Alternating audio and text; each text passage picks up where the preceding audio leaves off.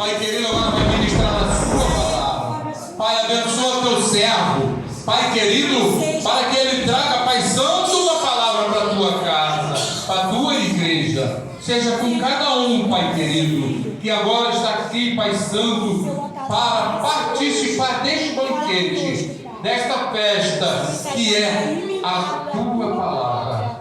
Pai querido, abençoe a ele, abençoe cada um, em nome de Jesus. Amém. Glória a Deus.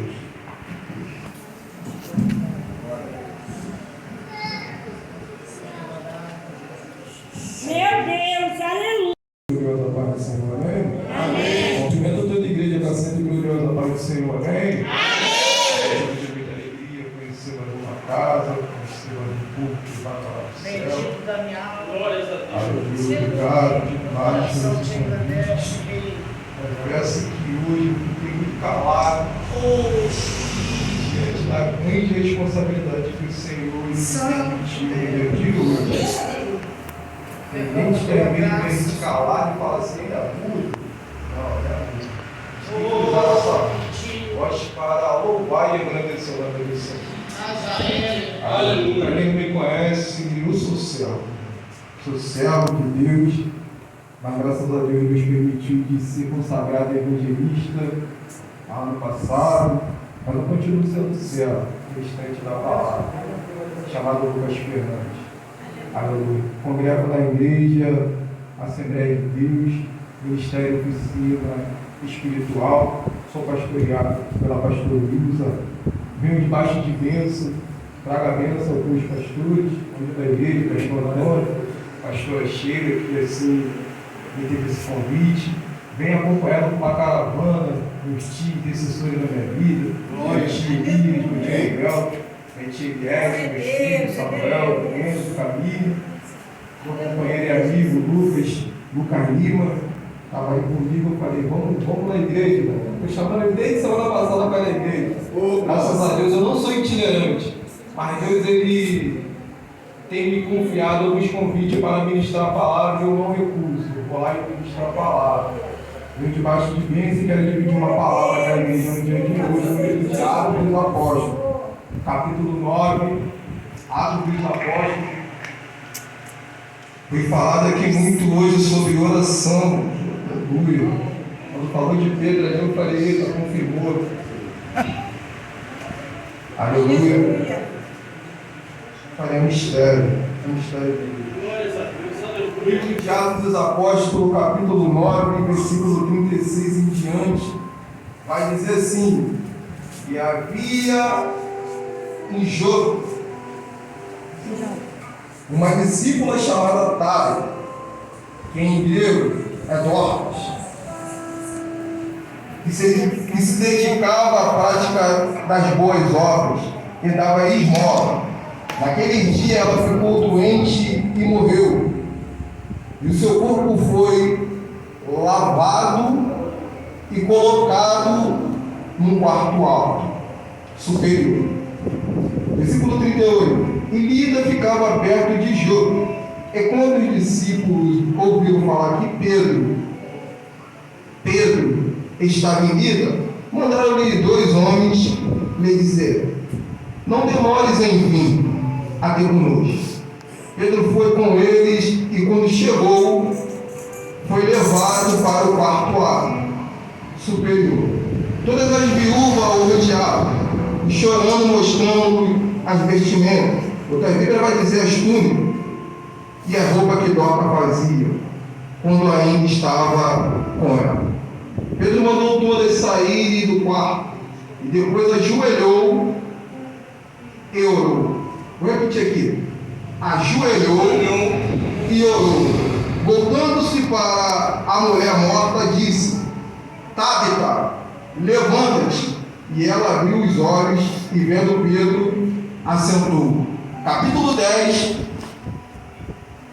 versículo 9 e versículo 10 vai dizer assim, só para complementar: no dia seguinte, por volta do meio-dia, enquanto eles viajavam e aproximavam da cidade, Pedro subiu no terraço para orar. Tendo fome, queria comer. Enquanto lhe preparavam a refeição, ele caiu em um êxtase. Bendito Deus eterno e grandioso Pai, amigo e fiel, príncipe da paz e conselheiro, o Deus que tudo pode, o Deus que tudo conhece, o Deus que tudo sabe, onipotente, onisciente, onipresente. Mas mais uma vez, Pai, na noite desse dia, meu Deus, em nome do Senhor Jesus Cristo, que a sua glória, Pai, seja nesse arraial, meu Deus. Fala conosco ao nosso coração, prepara nossa mente, nosso coração como terra fértil para receber mais de Ti. Meu Deus, que eu venha diminuir e o Senhor crescer através de mim nessa pregação, nessa ministração a qual o Senhor tem concedido. Meu Deus, fica no meio dessa casa, assim como o Senhor ficou desde o início, assim como o Senhor ficou desde a fundação. Faz o teu querer, faz a tua vontade na noite desse dia, Senhor, te louvo, já te agradeço em nome do Pai, do Filho e do Espírito Santo de Deus. Amém. Graças a Deus. Glória a Deus. Reencontro meu amigo de infância, Leandro, glória a Deus. Esther. Deus é maravilhoso, irmão. Às vezes a gente quer até se calar, mas não podemos diante das situações. Quando o tempo ruim apresenta ou aparecer para a nossa vida, você não pode murmurar, muito menos se esparejar. Olha, porque Deus ele não responde à oração do justo. A Bíblia vai dizer que a oração do justo pode muito os seus efeitos. Oh, glória!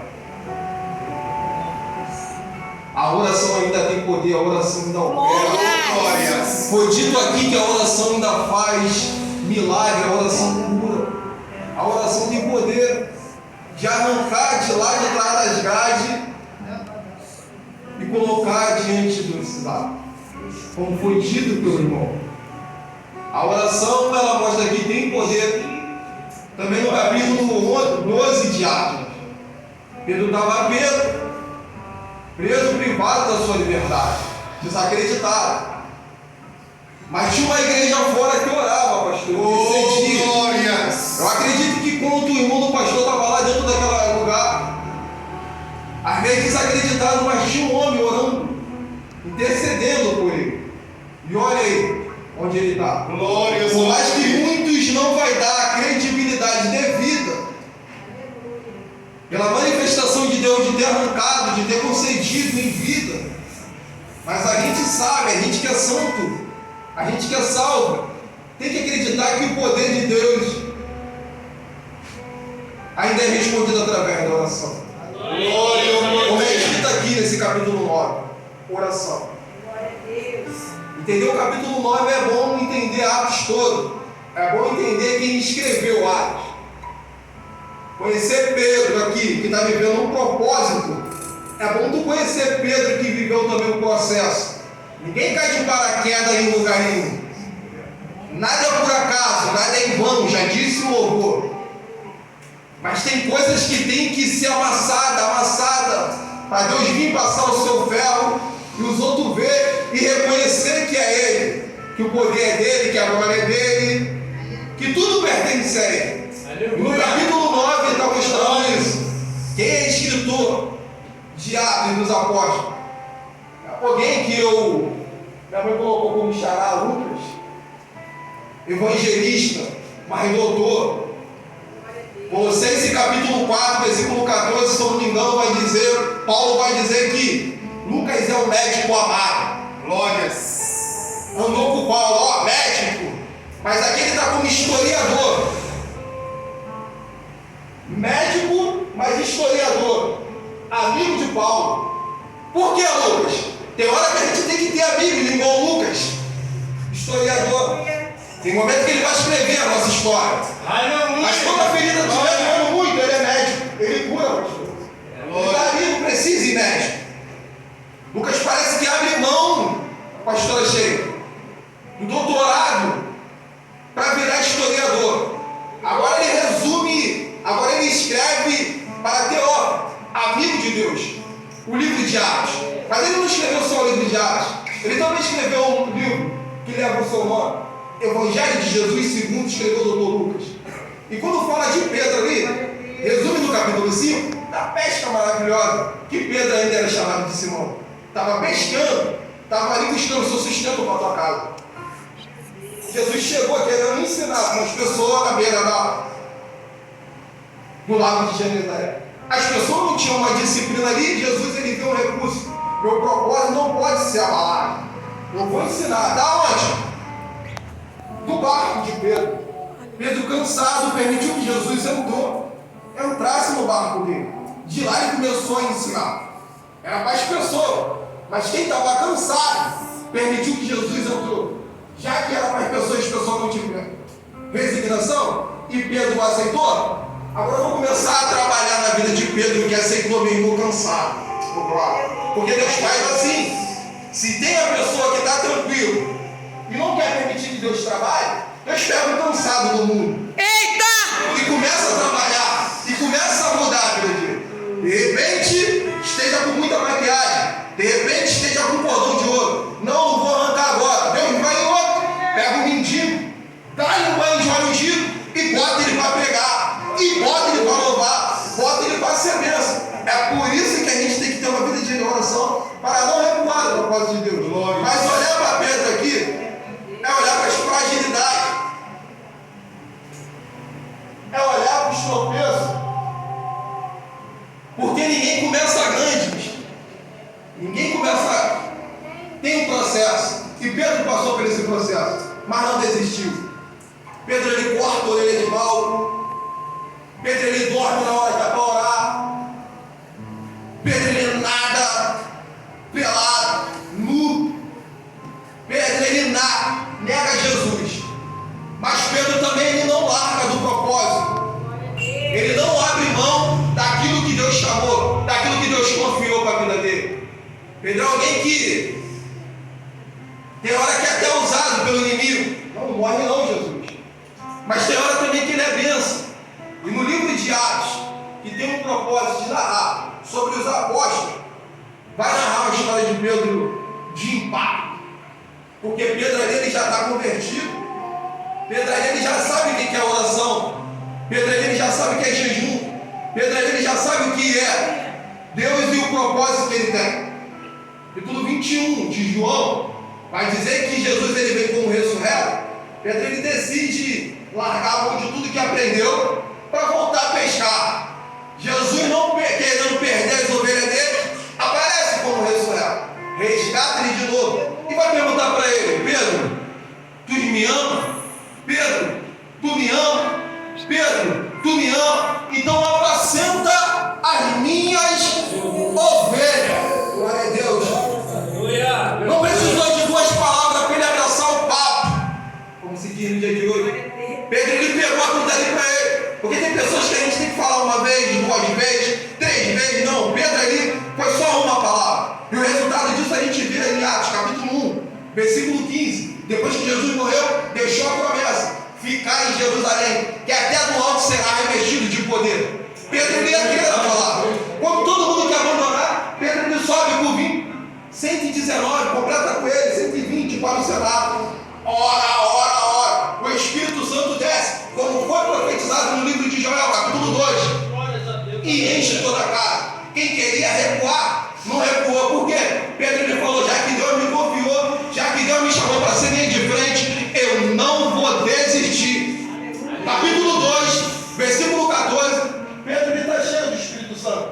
Percebe que a pessoa está carinhosa da palavra. Traz uma palavra para aquelas pessoas. Eles não estão vendo não. Eles estão cheios da presença. Porque você está vendo eles falando em uma língua, você está vendo outro, está vendo outro da mistério, está vendo louvado, está vendo aquilo ali, não está na carne não. Está cheio. Pedro agora ele vai ali e ganha 3.000. Provavelmente 3.000 almas, gente. A gente não pode ficar acordando medinho.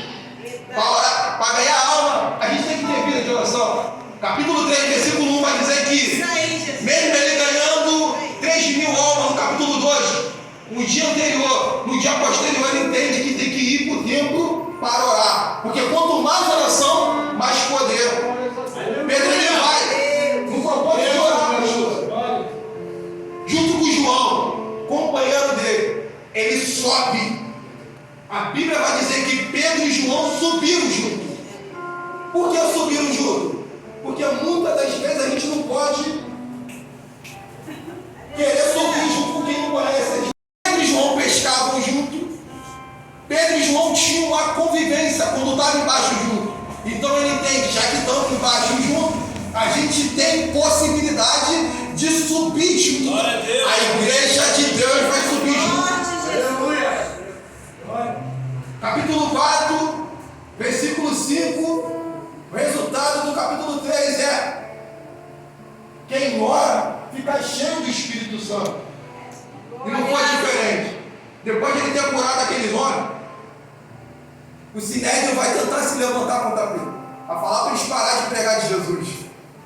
Pedro ele vai estar cheio do Espírito Santo e vai dizer com veemência, com autoridade: mas vale obedecer a Deus do que obedecer a homem.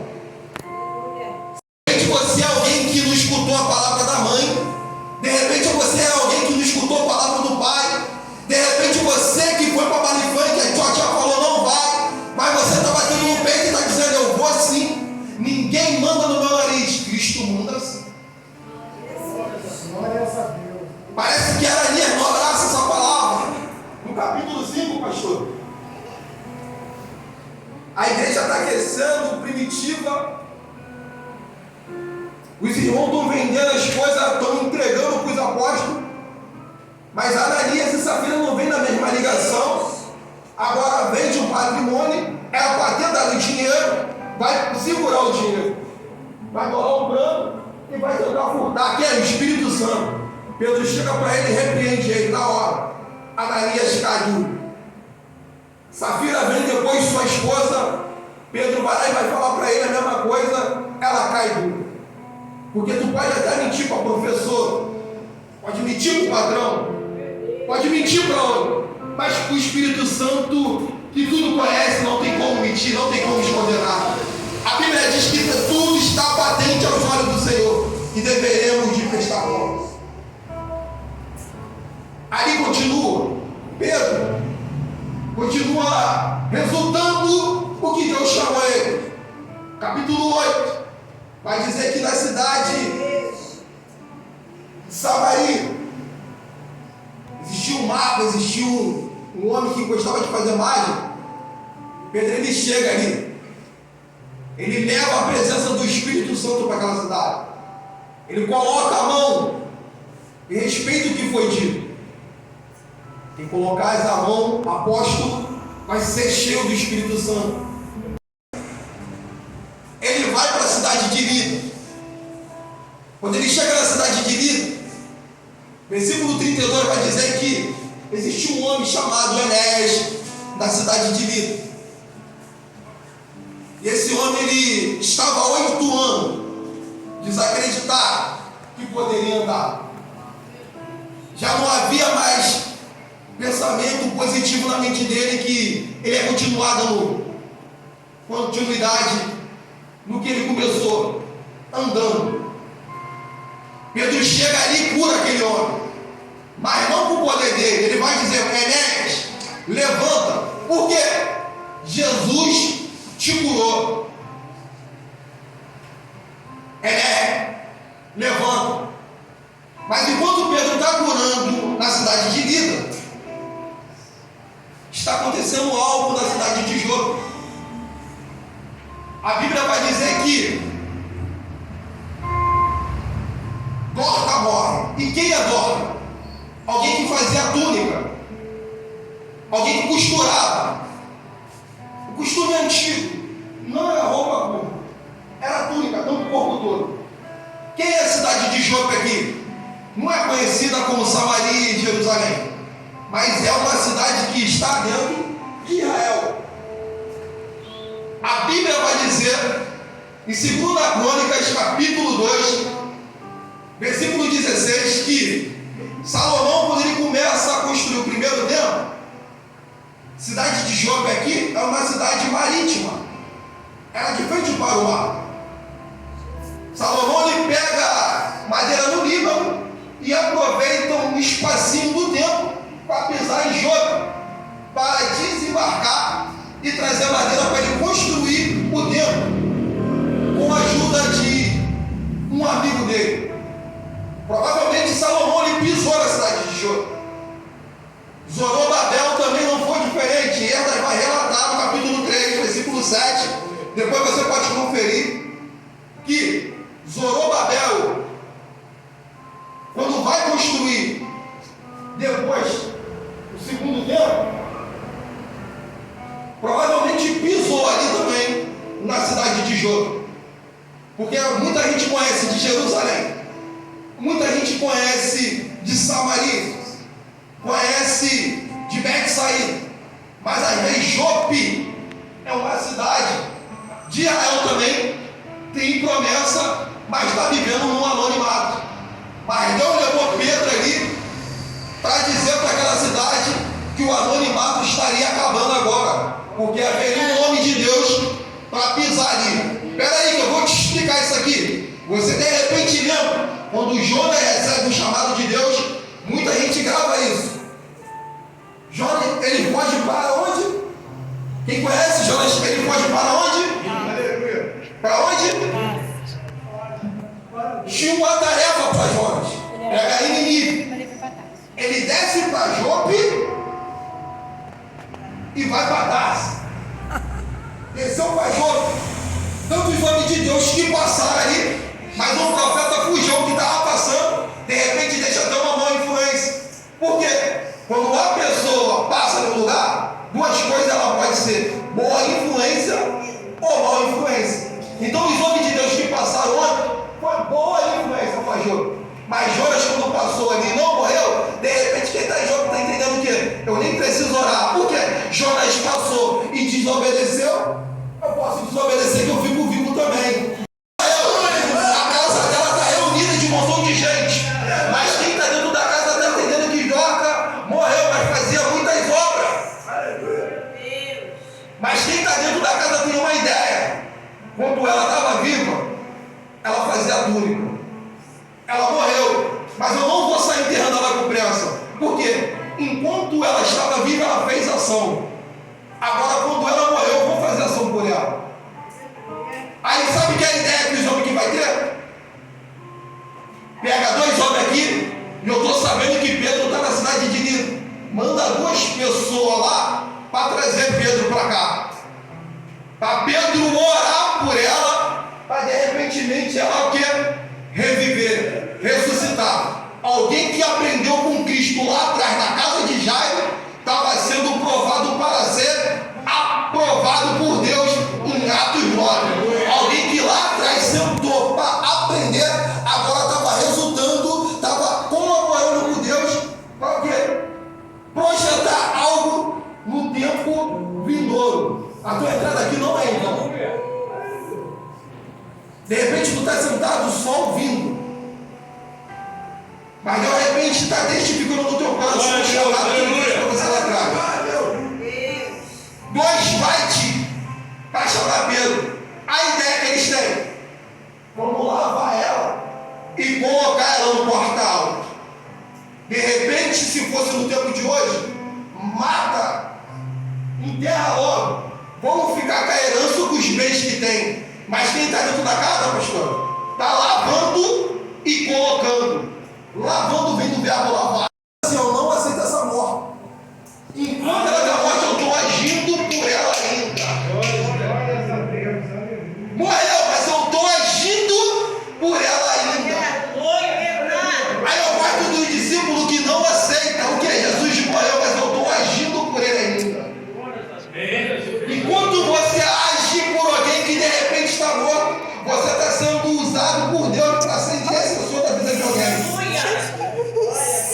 Através da oração. Lavaram, colocaram em cima, chamaram Pedro. Pedro veio. Como o texto vai dizer, não demora. Pedro chega, vê que a casa está cheia. Ela fazia a túnica. Túnica dentro da casa de Jacó foi um grande problema.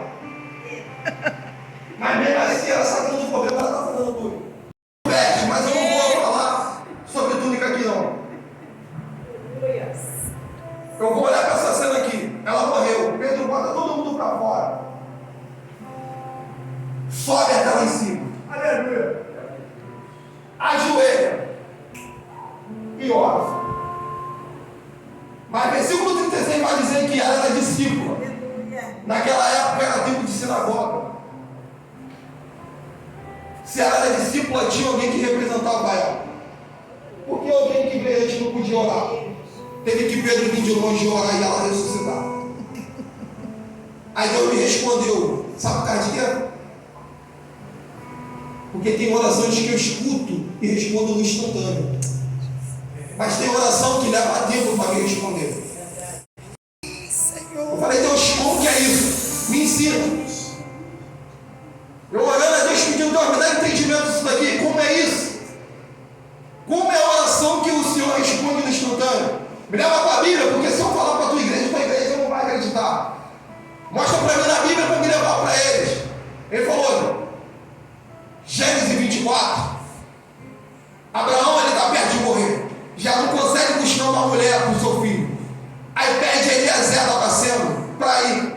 Eliezer da Bacena, como servo fiel, ele vai para arrumar uma serva, uma mulher para Isaac. Mas ele não quer arrumar qualquer uma. Ele para na beira da fonte e começa a orar. Deus, a moça aqui passar aqui, Deus, e dê água para mim beber. E dê água para os camelos. É essa a mulher, a noiva, a esposa do teu filho. É essa que vai completar o propósito do Senhor. Oração que Deus responde no instantâneo. Glória a Deus. Lembra de Daniel? Deus, eu 21 dias. Não é 22, é 21 dias só. Eu vou orar um pouco de água. Se possível for, responde, Deus. E tira a gente desse cativeiro. Primeiro dia não teve resposta, segundo dia não teve, terceiro dia não teve. Daniel, ele não parou. Mas quando chegou no último dia, 21, Gabriel veio. Porque Miguel ele já tinha vindo. E falado para ele, homem amado, no primeiro dia que tu colocou esse propósito no coração, a resposta é chegar. Mas o príncipe da Pérsia não permitiu de eu chegar. Ou seja, no primeiro dia que ele começou a orar, pastora, a oração já ia ser respondida. Mas se ele para, não ia ser correspondida. Por quê? Ele não acreditou na oração que ele mesmo estava fazendo. E como é a oração que Deus ele demora para responder? Lembra de Ana, no capítulo 1 de 1 Samuel? Deus, me dá uma bênção. Deus, ele está tirando o mar com a minha cara. Aí ela ora um ano, ora 2 anos, ora 3 anos e nada de resposta. Por quê? Enquanto tu não mudar a tua oração, papai não vai responder. Mas ela decidiu que a oração tinha que mudar. Ela fala, Deus, me dá. Por quê? Quando você me dá, eu vou entregar. Eu respondi para ela. Na casa que ela passei vergonha, em chope, Deus ele não permitiu vergonha. Por quê? Quando Pedro chegou, a morte teve que bater em retirada. Percebeu? Tinha morte, mas Pedro chegou, a morte teve que bater em retirada. Por quê? Porque aonde além da alegria de Deus, a tristeza não pode ficar. Aonde habita a fartura de Deus, a pobreza tem que sair. Aonde habita o Espírito Santo de Deus, a morte tem que bater em retirada. Eita glória! Mas o que me chama a atenção aqui, pastor, é que Pedro, antes de orar, está conversando com quem está morto. Está ajoelhando para conversar com quem está morto. Por quê? Quem tem a presença de Deus é diferente. Muitas pessoas estão falando, não deve credibilidade não dá credibilidade para ele não, porque ele saiu de dentro do presídio. De repente ele volta a fazer as práticas antigas. Mas Pedro ele entende aqui que eu estou cheio da presença de Deus. Eu não faço acepção de pessoa. Eu aprendo com Jesus.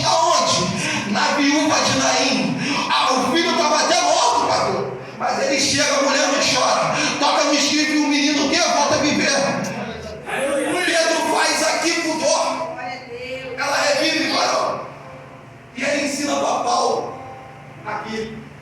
Capítulo 20, versículo 9 de Atos. Paulo está pregando no Sinédrio. Eutico cai, pastor. Morre, acabou. Quem estava na reunião não desceu, não se atreveu. Mas Paulo estava cheio da presença e desceu. Glórias a Deus, aleluia. Paulo desceu. Paulo está pregando lá em cima. Por que ele desceu? Porque tem pessoas que a gente tem que cumprimentar embaixo.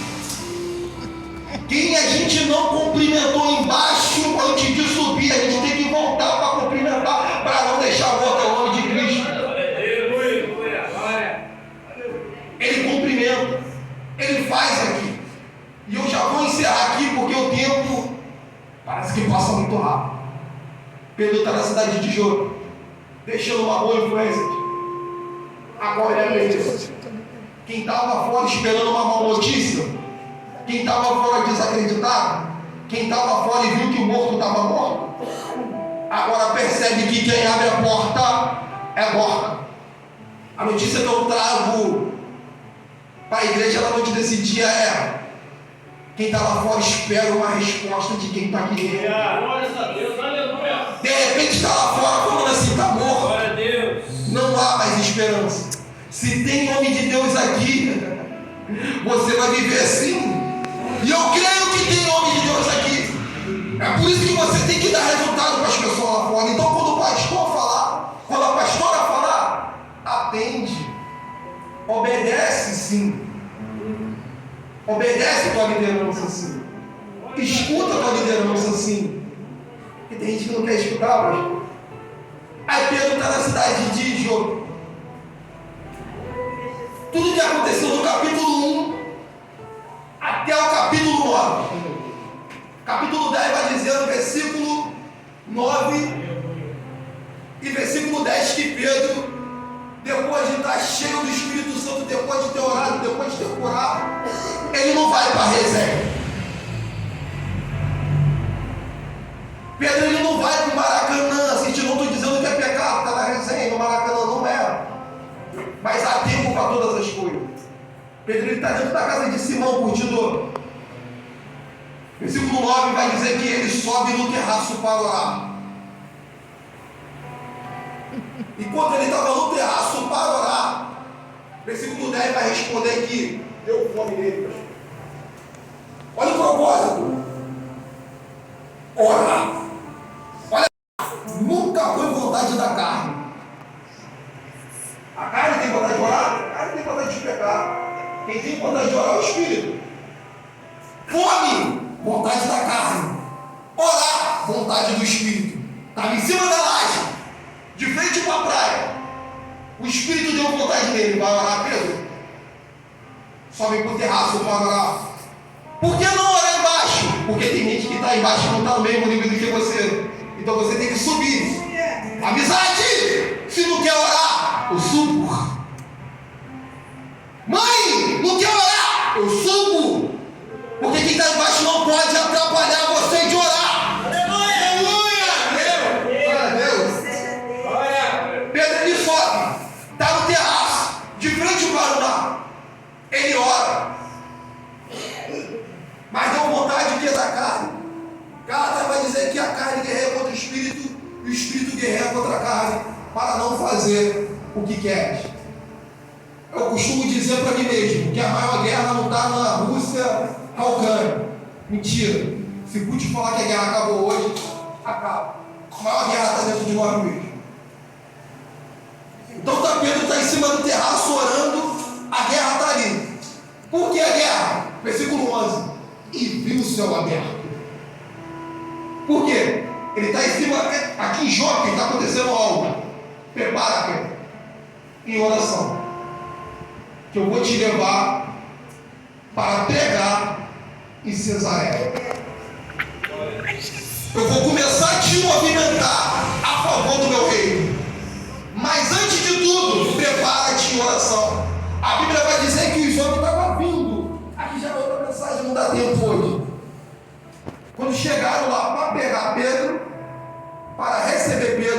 para levar até a casa de Cornélio, para ele levar a palavra de Deus, que Cornélio tinha recebido uma mensagem do céu, o anjo desceu para ele. Encontraram Pedro aonde? Orando, intercedendo, para viver as promessas de Deus. De repente, tu tem uma promessa muito grande na tua vida. De repente, Deus ele usou um profeta, uma profetisa para dizer: eu vou te capacitar para levar a mensagem às nações. Mas o que eu tenho que fazer hoje? Ler. O que eu tenho que fazer hoje? Orar. Porque quando você ora, você não está buscando só por você mesmo. Você está buscando para alguém que você vai conhecer futuramente. Você está se enchendo no tempo presente para encher alguém também no tempo vindouro. Glórias a Deus. E não foi diferente na vida de Pedro. Como Cristo falava noite desse dia, não vai ser diferente na tua vida. Glória. Não vai ser diferente na minha vida. Essa mensagem aqui é grande para começar a aplicar. Mas Deus me trouxe aqui hoje para dizer para você que aqui as portas se abrem, quer manter o relacionamento intacto, quer que o inimigo tenha paz contigo. Ora, intercede. Aí eu gosto do salmista dizendo aqui no Salmo 116, versículo 1: eu amo o Senhor, porque Ele ouviu a minha oração. Eu amo o Senhor, porque Ele ouviu a minha oração.